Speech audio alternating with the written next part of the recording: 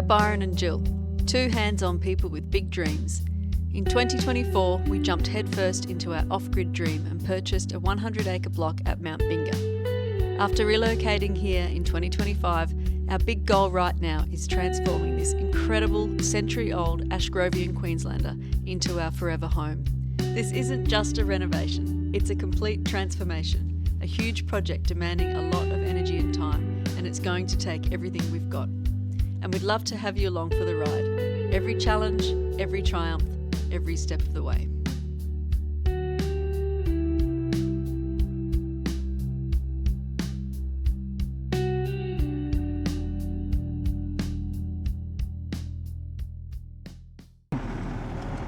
Welcome back to another episode of Off Grid at Mount Binga. Like every other day, we're heading up to the house. We got something different today. Now that we've wrapped up the carport build series, the solar kit's going on. Thanks everyone for tuning in and watching that series. We had fun doing that. It's just part of our off-grid journey. We need to get it done. But we've got something different today. We're back on the house. I know everyone enjoys the house stuff, so we're looking forward to getting stuck back into that. As you can see, the grass is getting out of hand here. My mower is broken down. I'm waiting on a new board to come for it. So I'm keen to get the mower back going, get back on it, spend a few days out here cleaning this place up. But we've had a fair bit of rain. We've had just over 4 inches of rain in the last week, so it's been amazing. Anyway, let me give you an update on where we're at with the house. We're slowly but surely getting through it. Any spare time I get, I do a bit of prep on these walls. Sanding, no more gapping, puttying, more sanding, sealer, more sanding. You know how it goes. Plenty of sanding. And we're getting the bottom of the house sort of tidied up as we go. More preparation, more sanding, and that's what we're going to get stuck into today. This old wall here, it's got some flaky paint on it. It all needs to come off. As you can see there, it just falls off with my hands. So before we go and paint over any of this, we got to prep it properly. I'm going to try a few different techniques, different sanding wheels, different grinder attachments. We're going to do a comparison and we'll figure out what tool works best on this wall. So hang in there. Hope you like this one. Let me get set up and get some tools out, lay it all out, and take you through it. I'll explain what we're up to.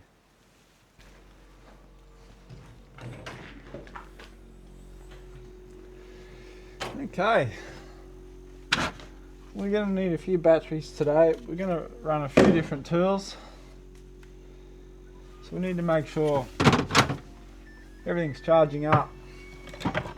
We're going to have a grinder going. We're going to have a flap disc.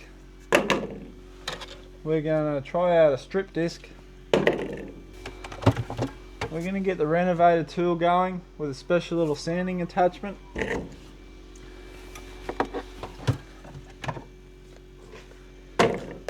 We're going to get the Orbital going with a few different pads, different grits. And I've just got to find my other grinder and a few other tools. We'll get set up over there. We've got to get power over there. Now that we have our unreal power system, we've got no problem here. We're very happy with that.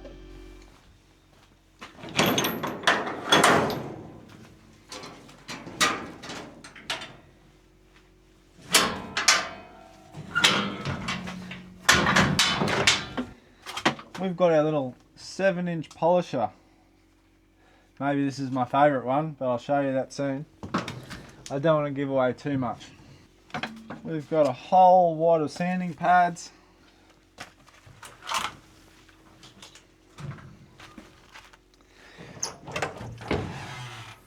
Now I've got tools everywhere. I've got my trailer, I've got my apprentice trailer, I've got my toolbox on my ute, I've got tools here, tools there, tools inside, tools in the ute, and it's all a bit everywhere at the moment.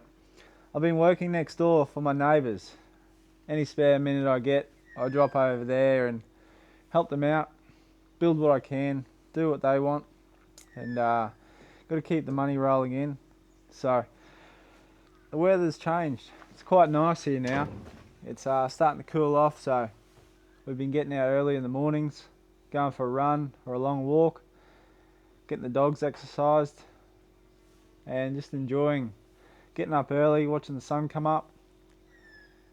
What I do need is a few more batteries. I'll make sure they're charged up, and another grinder.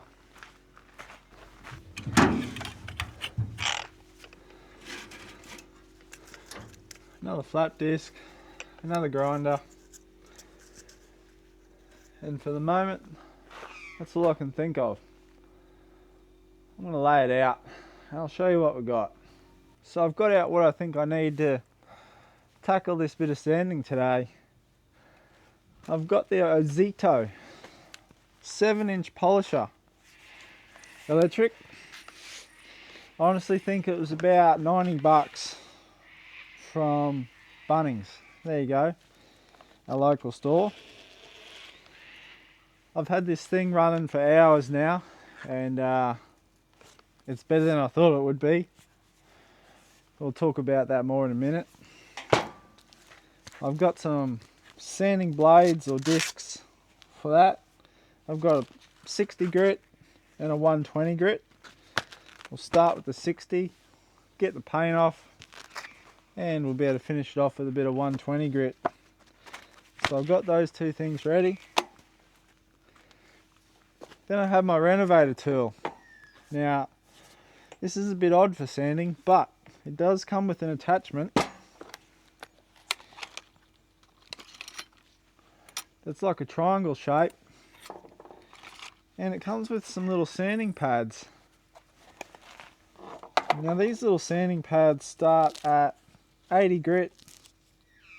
I've got some 120 grit and some 180 grit, and this is going to be super handy for getting up into the corners.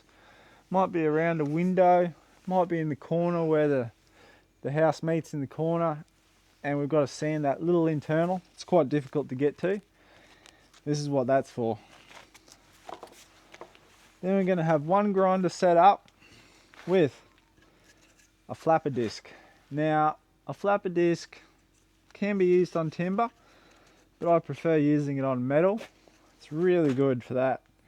This is a 40 grit, but we're going to try that out. It's not like an abrasive grinding wheel that you hit steel with hard, so it won't be as aggressive, but we'll see how that goes. Then I've also got a strip disc. This thing looks real angry, but we're going to try it out. Now this strip disc here says on the back it's suitable for paint, rust and varnish removal. So that might be the perfect thing. I don't know yet. I've got my other grinder set up. Now I've been using this a fair bit. We'll get to that in a minute. But I've got a wire wheel on it at the moment. It's like a fine brass wire wheel. Then I've got my little Orbital sander, Makita. Well, it's all Makita, except the Orbital. It is a little 125 mil Orbital sander. Beautiful little thing. For that, I've got a whole stack of different pads, different brands, different grits, you name it. From very coarse right down to super fine. And then of course we need some power, so I've got 4 batteries here charged up, ready to go. I'm going to set up a bit of scaffolding so I can reach, get comfortable, And we'll start running a little test here. See how we go. What do you think? Let me know in the comments now, before I get going. What do you think is going to be the best one? The polisher, 7-inch. The renovator, well, don't pick that. It's not going to do much work. Grinder with strip disc or flat disc. Wire wheel on a grinder. Orbital sander. And hey, I might even get out the hand sander. The old mechanical. See how it goes. Anyway, let's get stuck into that.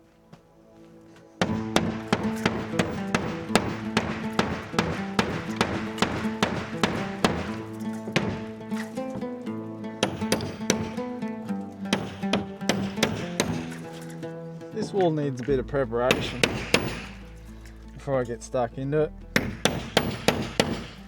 Only with a few nail heads. Just poking out a little bit, so we'll get them punched, get them tidied up. We don't want the grinder or the tools getting stuck into these nails, so check your surface, make sure it's clear, no bits of metal hanging out, no nails hanging out, nothing we can get caught on.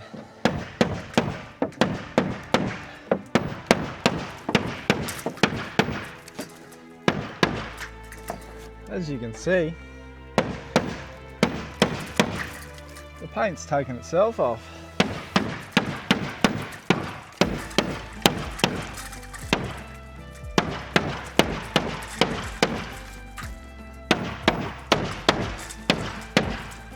Everywhere I hit the fixing point, we give it a good shock, and most of the paint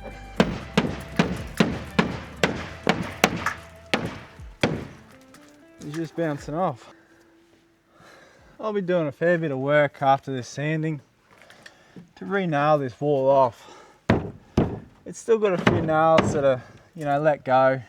They're just not quite holding, so there's a few spots here and there that need a few more hand nails. Obviously we need to do a lot of no more gapping and puttying, but what we're going to do now is just prep this wall up. We're going to take all this paint off so we can expose this hardwood, see what condition it's in, see if we need to replace any of it. This is just the first step of the preparation.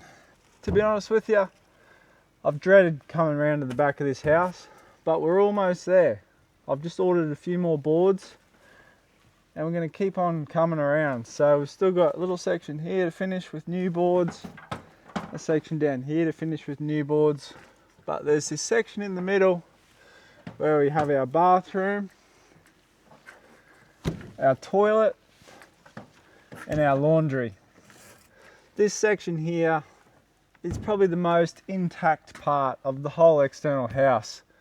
It was actually the second part that come on the truck, or the main part, and it's probably in the best condition. So it might not look like it because of the condition of this paint, but these walls are pretty solid. The hardwood behind here is absolutely rock hard. The bear is good, the joists are good, our studs are solid. All this wall's hardwood. So anyway, we've got most of our nails punched in. We've got our workspace ready to go. I've got a little thing to cut off here. I'll do that now. And then we'll plug some power in and we'll get started. Alright, so if you're going to tackle some of this work at home, or on a job, or wherever you might be, don't skimp out on getting the right masks. I'm not silly. Some chippies might be. And back when we were younger, yeah, we've all made mistakes, but as you get older, you get a bit wiser and you realise that, life's probably a bit too short. So I've gone out and got some really good masks. They are a P2 CV and they have some carbon thing built into it. It says here it protects from dust, silica and coal, fumes, smoke, lead and welding fumes, and bushfire smoke. Applications include sanding, grinding and blasting. Active carbon layer also provides from nuisance odours commonly encountered in welding and in agricultural applications, so spraying weeds, etc. So these are going to protect me today. I'll be putting them on and off a fair bit, so bear with me. I'll do my best here, but I'm not going to do any of this sanding or preparation without one of these on.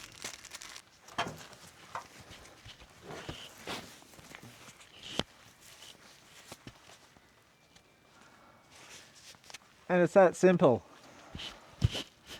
It doesn't take much to throw a mask on. Alright, the first tool I'm going to use is this strip disc sander. So I'm going to chuck it on. Nice and simple. I've got a quick release on my grinder. We'll do 10 or 15 seconds, maybe half a board. I'll pull up and I'll let you know how it goes. We might do that for every tool here we test today, and we'll figure out which one we like the most and also which one gives us the best finished product.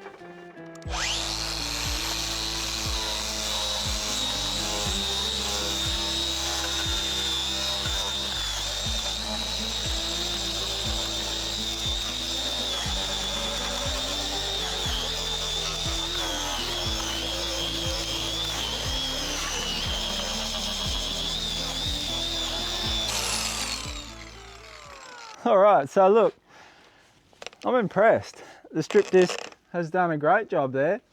I thought it would be a lot more aggressive and I thought it would actually dig into the timber, but it's done the opposite. It's quite soft. It doesn't feel like it and it doesn't look like it, but it's doing a great job. It's this board here that I just did. It feels very smooth to the touch, and it's got most of the paint off in that quick little session there. It hasn't been too aggressive on the timber and it's not gouging it. It's a great start. I actually really like that. Now that's deceiving because you can see it looks mega aggressive, and I have walked past these in the shop and thought, oh gee, what would I need something that aggressive for, even with steel work? But now testing it out, I've got no problems with that at all. That's great. Okay, so if we're going to do a rating system out of 10, overall, I know it's a bit vague and there's a lot of different variables, but I'm going to call that probably an 8 out of 10 on the first little session there. So that's fantastic. Let's move on to the next one, which is going to be a flapper disc.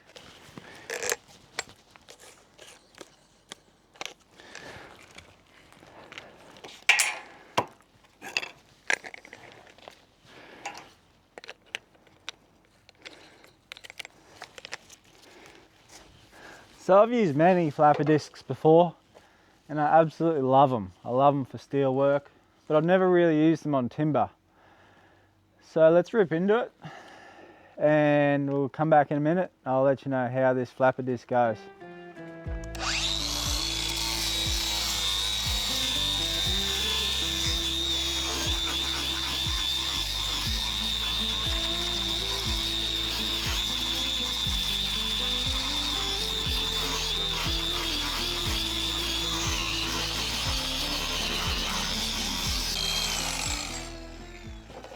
The flapper disc is a little bit slower and it's actually blocked up a little bit, and that's maybe why it was going a bit slower.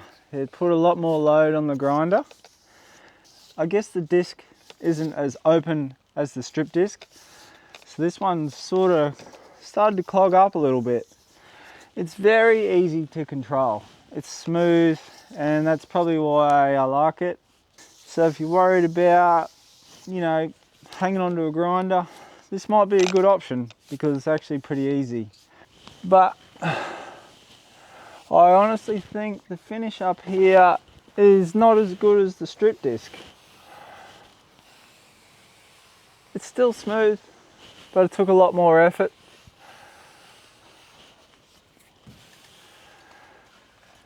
So I'm probably going to rate this flapper disc maybe a 6 out of 10, which is not bad, but it's second so far. There might be a splinter. Good old hardwood. Try out the wire wheel. I think this is going to be good. This is like a fine brass. It's probably not brass, but it's gold in colour. I don't actually know. But it's pretty fine. And there's a lot of little wire strands on it.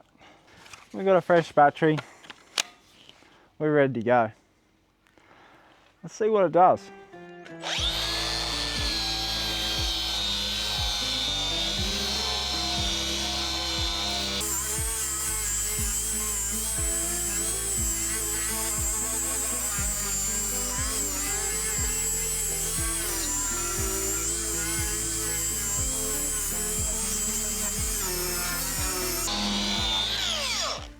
Now the wire wheel's really good at cleaning up the exposed timber, but as for this sticky old chunky paint here, it's not the greatest.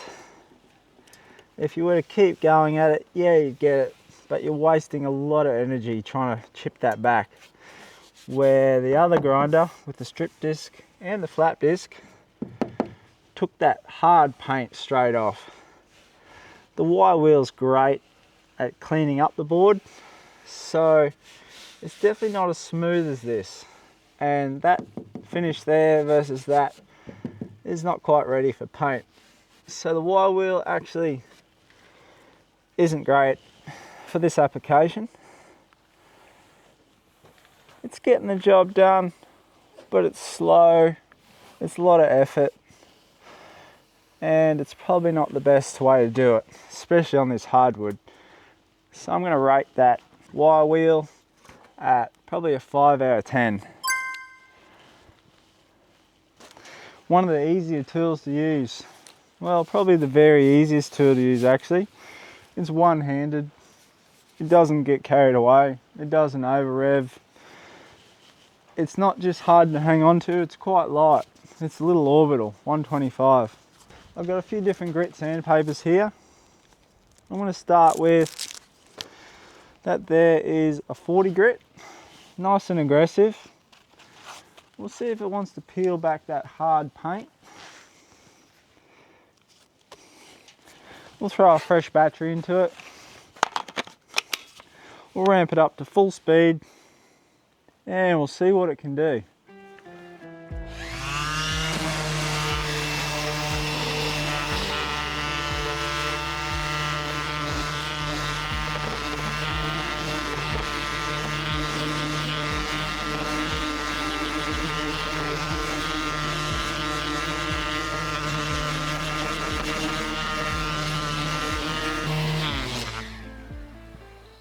Well, I'm going to pull up there with the Orbital.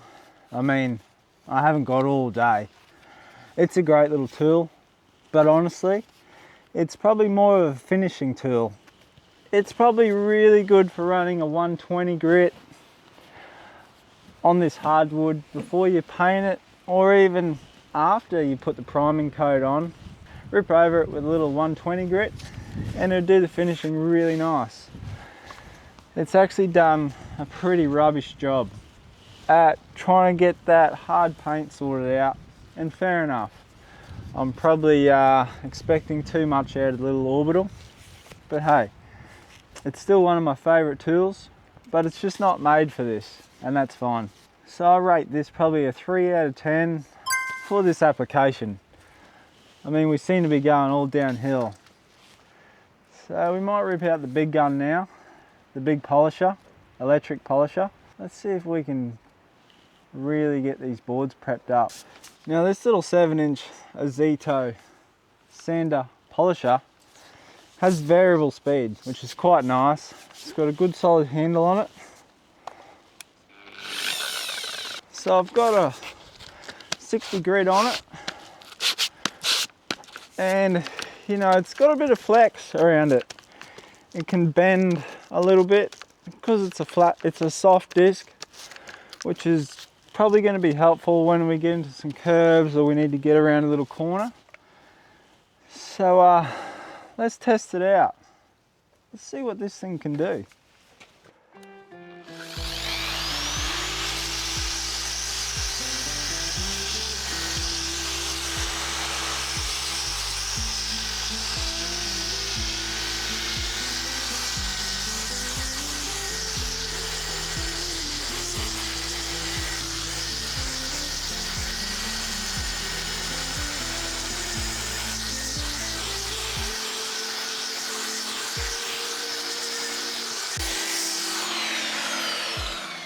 So I don't need to point out how dusty that was.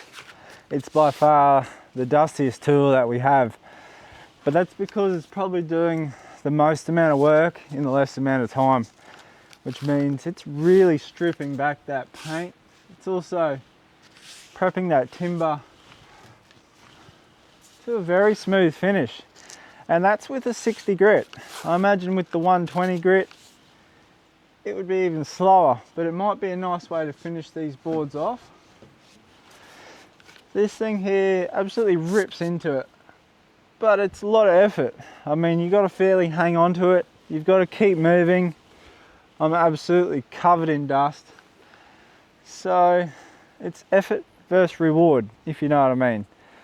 Yeah, the strip disc is very easy to control. It's smooth, slow, not very dusty. And it will take some time, but if you want to get the job done and you gear up, you got your mask on, you covered up, you don't mind getting dirty, hook in, get it done quick, get the job done, get out of there. This here, I'm going to rate a 9 out of 10. I prefer to use this over all the other tools. It's awesome for getting the bulk of the work done. I would then run back over that surface there with maybe a wire wheel and grab the rest of that paint that's up in the corners, maybe the paint that's up underneath the board. And then once I've got that done, I'll then get the finishing orbital out with a nice 120 grit and just go over the board just to finish it off just nicely. That way then, yeah, I've used 3 tools. The bulk of the work, the cleaning up with the wire wheel, and then the finishing with the orbital. 3 tools, good combination, but it gets the work done. It brings it up to a really nice finish. There's a lot of work to do on this wall, so I'll be getting this guy out and really hooking into it. Well, before I forget, I better show you the little renovator tool and what it can do. Just got to swap this little cutting blade over for this little pad tool here. It slips on just like that. You lock it down. We're going to start with a bit of 80 grit. Just like that.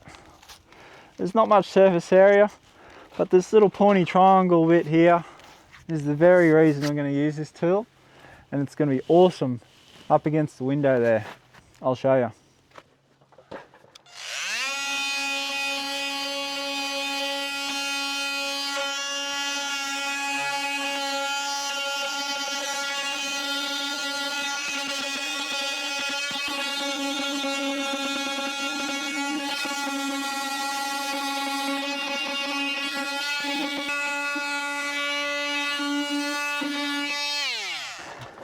Now this little multi-tool here is extremely versatile. I guess that's why they call it a multi-tool. As you can see there, it gets right up into the corner, right into the corner of the job there where I need it to. It's not made for doing the bulk work, so I don't need to come past that little section any further than I need to. Otherwise, I'd be just wasting time. As you can see there, it gets right up into that corner, and that's all I need it to do. With that little sanding pad on it, is perfect for that little corner, and it's perfect for that job.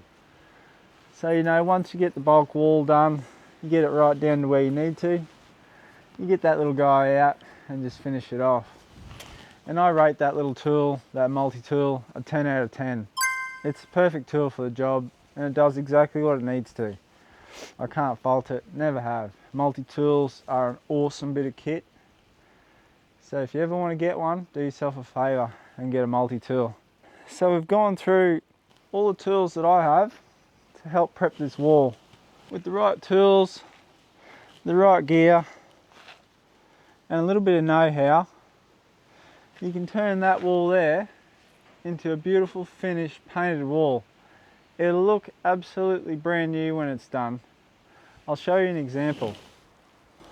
So this little section I reclad, but I did it with old boards, and these old boards were pretty haggard as well. Obviously our bay window was brand new, that's fine, that was a different little section. So this section here is all hardwood boards, and I've gone over it with the same tools and the same gear, and I've primed it all up. That's only first coat of primer. Wait till you get a second coat of paint on it, and then the finished coat of paint on it, which will give it 3 layers. And that little wall there will be like a brand new wall, and you wouldn't know that it was 100 years old. So that's the product we're trying to achieve, and I have no doubt we will be able to achieve it. I understand not everyone will be able to afford all these Makita tools.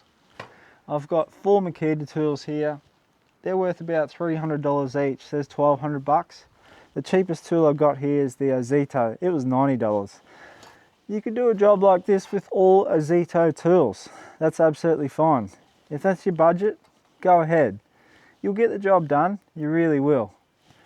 The only problem is with them tools that are cheaper, they just don't last. That grinder I've had there for 10 years, still going strong. That renovator's probably older, 12 years. That orbital sander, it'd be 12 years old as well. I blow them down at the end of each day, keep them tidy, wipe them down when they get real dirty, and they've stayed looking fairly new. Yeah, there's a bit of wear and tear, but that's what you can expect. Where when you get a cheaper tool like an Orbital, it'll do the job, it'll match your budget, but you know, it just might not last 10 years. But hey, if you plan on doing something like this, and you're not a tradesman or a handyman, and you've got a reason to use it once, get the job done, flick it on Facebook, put it in the toolbox, and maybe just get it out 5 years later, they're the perfect tool. So I don't fault the product, it's got its purpose. In the meantime, I'm going to stick with my Makita stuff. I absolutely love it. I'll keep buying it, and it gets the job done. Anyway, that's enough of me yabbering on. I've enjoyed showing you these few tools. I'm going to keep going here, so thanks for following along. Let us know in the comments what your favourite tool is, or if you have any other tools I can try out. I'd love to know what you'd use, or what you'd like to see me use, or anything that might just help me out. Can't wait to see you in the next episode. I don't know what it's going to be, but I'm sure it'll be fun. In the meantime, let's get some sanding done. See you later.